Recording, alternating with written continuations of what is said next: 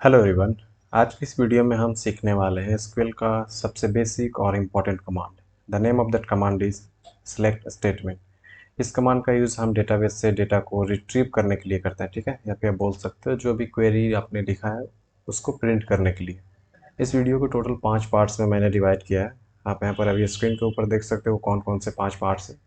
इन पाँचों पार्ट्स को हम लोग जो है सेलेक्ट स्टेटमेंट के अंदर सीखेंगे, और फिर आपका जो सेलेक्ट स्टेटमेंट जो है एसक्यूएल में यूज़ करना जो है वो आपके लिए बहुत ही आसान हो जाएगा, या फिर आप बोल सकते हो बहुत अच्छा हो जाएगा, ठीक है। तो वीडियो को शुरू करते हैं और देखते हैं कि किस तरह से हम लोग इन पाँचों पार्ट्स को जो कवर करेंगे। तो सबसे पहले पार्ट 1 को कवर करते हैं। पार्ट 1 में हम लोग एसक्यूएल स्टेटमेंट का बेसिक सीखेंगे, ठीक है। उससे पहले माई एसक्यूएल वर्कबेंच जो है उसे मैं ओपन कर ले रहा हूँ। अगर आप नहीं जानते हो कि किस तरह से MySQL को इंस्टॉल करना है या फिर वर्कबेंच को इंस्टॉल करना है, then you can use this link. यहाँ पर आपको आई बटन में एक लिंक आ रहा होगा, वहाँ से आप एक्सेस कर सकते हो और आप सक्सेसफुली जो है वर्कबेंच और MySQL को जो है इंस्टॉल कर सकते हो, ठीक है। अब यहाँ पर सबसे पहले समझते हैं इसका सिंटेक्स, ठीक है, कि सेलेक्ट स्टेटमेंट का सिंटेक्स किस तरह से होता है। तो इसका सिंटेक्स कुछ इस तरह से होता है: select column name then from table name. इसका मतलब ये हुआ कि यानी अगर आपको किसी टेबल से एक स्पेसिफिक कॉलम का डेटा देखना है, ठीक है, कोई भी स्पेसिफिक कॉलम हो सकता है, अभी अभी आप आगे समझोगे, तो आप इस सिंटेक्स का यूज करते हो, ठीक है। इस सिंटेक्स के थ्रू आप जो है उस टेबल से एक स्पेसिफिक कॉलम का डेटा जो है आप देख सकते हो, ठीक है। अभी मैं आपको एक एग्जांपल दे दे रहा हूँ। तो इसके लिए मैं यहाँ पर बहुत सारे डेटाबेस है, यहाँ पर आप देख सकते हो लेफ्ट हैंड साइड में। एक डेटाबेस को मैं यहाँ पर से सिलेक्ट कर ले रहा हूँ, जैसे कि स्कूल, यूज स्कूल, ठीक है। थोड़ा सा इसे जूम कर लेना है। उसके बाद इसको जो है सेमी कॉलन के साथ क्लोज कर देना है। यूज स्कूल देख लेते हैं कौन कौन से इसके अंदर टेबल्स है। सो टेबल्स, ठीक है।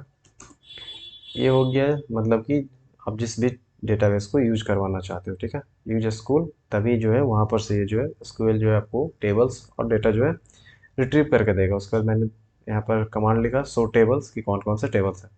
तो दो दो टेबल्स यहाँ पर है, मार्क्स एंड स्टूडेंट, ठीक है। अब यहाँ पर करें क्या, यहाँ पर मैं कैप्स लॉक ऑन कर ले रहा हूँ। अब जैसे कि मैं यहाँ पर से देखना चाहता हूँ ये स्टूडेंट है, ठीक है। तो स्टूडेंट में मैं पहले देख ले रहा हूँ सेलेक्ट ऑल फ्रॉम टेबल्स, ठीक है। ये जो है स्टार जो है इसे मैं ऑल प्रोनाउंस करता हूँ, सभी जो एसक्यूएल जो यूज करते हो इसको ऑल करता है, ठीक है, to communicate with SQL easily. All from the, sorry मैंने यहाँ टेबल्स ही लिख दिया है, यहाँ पर होगा स्टूडेंट, ठीक है। अब यहाँ पर देख सकते हो टोटल 3 कॉलम्स हैं, ठीक है। अब मैं आपको पहला एग्जांपल में बता दे रहा हूँ, जैसे कि मुझे मान के चलो स्टूडेंट के नेम्स देखना है। सो सेलेक्ट लिखा, उसके बाद कॉलम का नाम आपको लिखना है, जैसा कि मैंने आपको स्टार्टिंग में सिंटेक्स बताया था कि सेलेक्ट कॉलम नेम फ्रॉम, उसके बाद टेबल नेम, ठीक है। तो यहाँ पर जैसे नेम देखना है, सो आई राइट नेम, उसके बाद फ्रॉम, टेबल का नाम लिखना होता है स्टूडेंट्स, ठीक है। उसके बाद सेमी कॉलन के साथ इस पूरे क्वेरी को क्लोज कर दो, कंट्रोल एंटर, ठीक है। मैं keyboard shortcut control plus enter use कर रहा हूँ। आप चाहो तो इस पूरे को इस तरह से सिलेक्ट करके आप यहाँ से भी इसको एग्जीक्यूट कर सकते हो, ठीक है। ये हो गया जहाँ पर हम लोगों ने एक कॉलम यहाँ पर से इस तरह से देखा, ठीक है। ये जो है स्टूडेंट वाले टेबल से जो नेम वाला कॉलम था उस डेटा को जो है यहाँ पर आपको फेच करके दे दिया है, ठीक है। ये तो यहाँ पर आपने सीख लिया कि किस तरह से जो है एक कॉलम को जो है आपको निकाल के देखना है, ठीक है, अगर किसी एक कॉलम को आप देखना चाहते हो तो, ठीक है। मैं यहाँ पर से दिखा दे रहा हूँ, जैसे अब यहाँ से मान के चलो आप सिटी देखना चाहते हो, तो यहाँ पर से आप इस नेम को हटाकर आपको सिटी लिख देना, सिटी, ठीक है। ये देख लो, ये जो है कॉलम का नेम है और ये जो है टेबल का नेम है, ठीक है। सिंटेक्स के अनुसार ये दोनों चीज़ें, सिटी कंट्रोल प्लस एंटर, ये जो है सिटी का नाम जो है, जो सिटी वाला जो कॉलम था वो आपके सामने इसने प्रिंट करके दे दिया है, ठीक है। अब हम लोग पार्ट 2 पे मूव करते हैं। पार्ट 2 में हम लोग सीखेंगे कि जब आपको सभी कॉलम्स को देखना हो तो, जो कि मैंने ऑलरेडी बता दिया है, फिर भी मैं आपको बता दे रहा हूँ, ठीक है। इसे इरेज कर ले रहे हैं।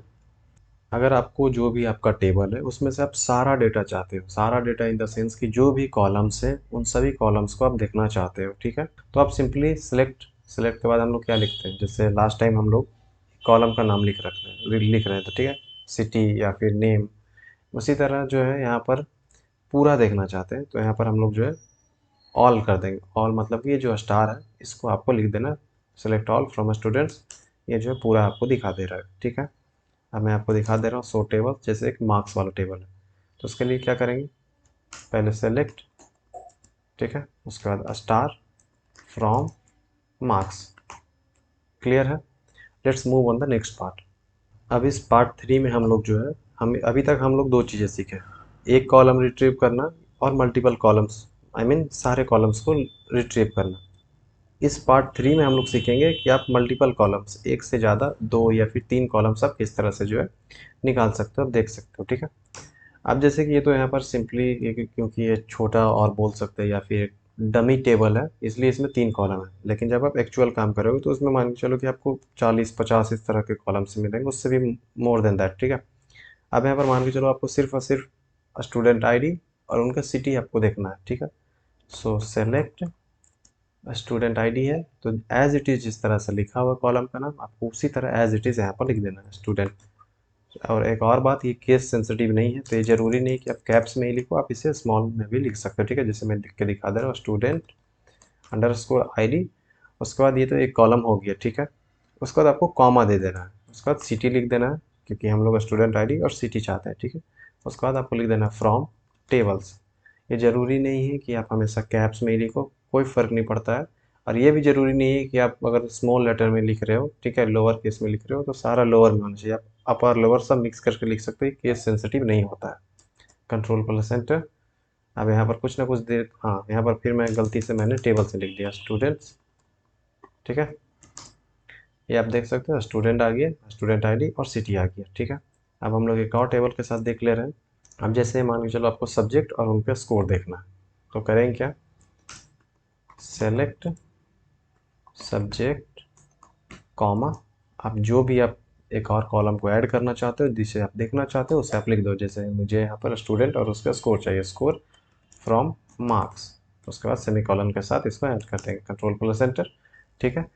ये दो हो गया। मैं आपको एक और दिखा दे रहा हूँ, दो से ज़्यादा भी अगर आपको करना हो तो आप किस तरह से कर सकते हो, ठीक है। अब यहाँ पर से मान के चलो मोर देन 2 टेबल्स अगर मुझे देखना हो तो क्या करेंगे, ठीक है। सो सेलेक्ट, उसके बाद जैसे फर्स्ट नेम ले ले रहा हूँ, ठीक है, एफ कॉमन नेम, उसके बाद फिर एल अंडरस्कोर नेम, उसके बाद ले ले रहे हैं सैलरी, ठीक है, फ्रॉम एम्प्लॉयज़। एम्प्लॉयज़ हो गया, करते हैं, ठीक है। टोटल 3 कॉलम्स भी देख लिए, तो ये आपको पता चल गया पार्ट 3 में कि जब आपको मोर देन 1 कॉलम्स अगर आपको रिट्रीव करना हो किसी टेबल से तो किस तरह से आप कर सकते हो, ठीक। दो दो कॉलम या फिर 3 कॉलम, 4 कॉलम, 5 कॉलम, जो भी आपके नीड है, ठीक है। जिस भी तरह का आपको डेटा चाहिए उस हिसाब से आप मोर देन 1 कॉलम्स जो है आप यहाँ पर रिट्रीव कर सकते हो, ठीक है, कॉमा दे देकर। अब हम लोग पार्ट 4 में जो है मूव करते हैं, ठीक है। इसके साथ पार्ट 4 को समझोगे तो सिलेक्ट के आप बहुत सारे एस्पेक्ट्स को जो है आप समझ पाओगे, ठीक है। अब मैं आपको दिखा दे रहा हूँ, जैसे सो टेबल्स। अब यहाँ पर से एक टेबल हम लोग ले ले रहे हैं, सेलेक्ट ऑल फ्रॉम एम्प्लॉयज़, ठीक है। अब यहाँ पर देखो कि जैसे ये सैलरी है, ठीक है, इस सैलरी वाले कॉलम को हम लोग देखना चाहते हैं, या फिर ले लेते हैं फर्स्ट नेम और उनके salary, select F name comma salary from employees, ठीक है। इसको एग्जीक्यूट कर ले रहे हैं। अब यहाँ पर देखो जैसे सैलरी में जो है 1,80,000, 50,000, 60,000, 70,000, 90,000, तो यहाँ पर आप देखोगे 70,000 जो है वो 2 बार है, 70,000, उसको देखो और जो है 70,000, या फिर बोल सकते हो 3-4 बार, ठीक है। अब ऐसा हो सकता है आपके साथ जब आप काम करोगे, जब आपको एक्चुअल काम करना होगा इंडस्ट्री में, ठीक है, कंपनीज़ में, तो वहाँ पर हो सकता है कि आपको ऐसा हो कि आपको यूनिक वैल्यूज़ जो है, यूनिक सैलरीज जो है वो आपको देखने की ज़रूरत हो, ठीक है। तो उसके लिए जो है ये पार्ट 4 है जो कि है डिस्टिंक्ट। तो इसके लिए करेंगे क्या, जब आपको मान के चलो कि यूनिक वैल्यूज़ अगर देखना हो तो जैसे सेलेक्ट है, ठीक है, तो सेलेक्ट, अब जैसे सैलरी का यूनिक वैल्यू चाहिए तो सैलरी, उसके बाद फ्रॉम एम्प्लॉयज़।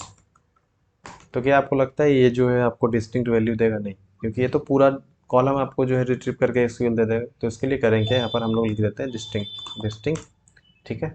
जो भी कॉलम का आप यूनिक वैल्यू चाहते हो, जैसे कि सैलरी का हम लोग यूनिक वैल्यू चाहते हैं, तो सैलरी से पहले आपको डिस्टिंक्ट लगा देना है। One more thing, you don't need to add the parentheses और समथिंग एल्स, ठीक है, सिर्फ और सिर्फ डिस्टिंक्ट लगा देना। उसके बाद इसको जो है एग्जीक्यूट कर देना, कंट्रोल प्लस एंटर, ठीक है।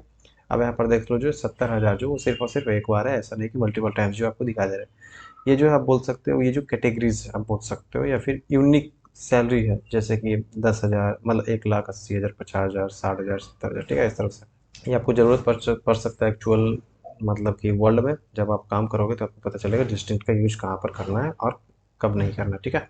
अब हम लोग जो है पार्ट 5 पर जो है मूव करते हैं, ठीक है। पार्ट 5 जो है आप इसी में सीख सकते हो। अब जैसे डिस्टिंक्ट सैलरी, ठीक है, select distinct salary from employees, जहाँ पर हम लोगों ने देखा ये जो सिर्फ और सिर्फ जब हम लोगों को यूनिक वैल्यूज चाहिए होता है तो।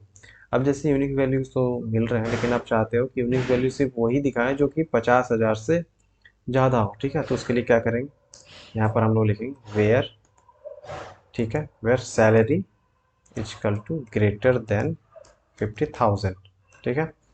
ठीक है, यहाँ पर करना क्या है, यहाँ तक तो हम लोग जान ही रहे थे किस तरह से हम लोगों को क्वेरी लिखना है। Select distinct salary from employees where salary, जहाँ सैलरी जो है, ठीक है, क्योंकि कॉलम बताना पड़ेगा ना कि उस कॉलम में उस तरह का डेटा जो है मुझे रिट्रीव करके दिखाओ जहाँ पर सैलरी जो है 50,000 से ज़्यादा हो, और ये जो है ग्रेटर देन का साइन होता है, ठीक है। इसको एग्जीक्यूट करके देख ले रहे हैं अभी हम लोग। तब देखो ये जो है 50,000 से ज़्यादा है, ठीक है। अब इसको आप चेंज भी कर सकते हो, 50,000 से आप इसको चेंज करके आप कर सकते हो 70,000, ठीक है। तो अब देखो 3 ही दिखा रहा है, जो कि 90,000, 80,000 और 1,00,000, ठीक है। तो इस तरह से आप वेयर को जो है यूज कर सकते हो। तो टोटल 5 पार्ट्स मैंने कवर किए, मैं आपको समराइज कर दे रहा हूँ क्या। पहला तो ये कि जहाँ पर हम लोग बेसिक एक कॉलम हम लोग रिट्रीव करना सीखे थे, उसके बाद हम लोग सारे कॉलम्स को, उसके बाद फिर मल्टीपल कॉलम्स को जहाँ पर 1 2 उससे ज़्यादा 3 4 कॉलम्स जो है उसको रिट्रीव करना हम लोग सीखे। उसके बाद फिर अगर यूनिक वैल्यूज़ हम लोगों को चाहिए होता तो हम लोग डिस्टिंक्ट वगैरह सीखे, ठीक है। उसके बाद फिर हम लोग उसको फ़िल्टर करना सीखे, जो कि वेयर क्लॉज के साथ हम लोगों ने सीखा। तो टोटल 5 पार्ट्स हम लोगों ने कवर किए। 2 चीज़ें यहाँ पर थी, एक थी डिस्टिंक्ट, दूसरा था वेयर, जो कि मैं इसके ऊपर एक पर्टिकुलर वीडियो लाऊंगा जो कि आपको इन डेप्थ में सिखाएगा डिस्टिंक्ट और वेयर का यूज, ठीक है, किस तरह से काम करते हैं, कहाँ कहाँ से क्या क्या चेंजेस हम लोग इसके साथ कर सकते हैं, क्या क्या यूज कर सकते हैं, क्या क्या यूज नहीं कर सकते हैं, ठीक है। तो आई होप कि आपको सेलेक्ट स्टेटमेंट जो है बेसिक से एडवांस लेवल, जो एडवांस इन द सेंस मतलब अच्छे लेवल पे आप जो समझ गए होंगे, इंटरमीडिएट लेवल आप बोल सकते हो, ठीक है। अगर कोई डाउट हो please ask in the comment section, नहीं समझ में आया हो सो आई ऑर्गेनाइज और I host a doubt session जहाँ पर मैं आपको बताऊंगा किस तरह से जो है इस तरह के जो क्वेरी है, जो भी आपका डाउट है उसे आप किस तरह से सॉल्व कर सकते हो, ठीक है। So if you have anything please let me know in the comment section, and अगर आपको लगा हो कि वीडियो वर्थ ऑफ था then please hit the like button and also subscribe to watch this kind of SQL and other tools videos. Thank you so much for your time guys, have a good day.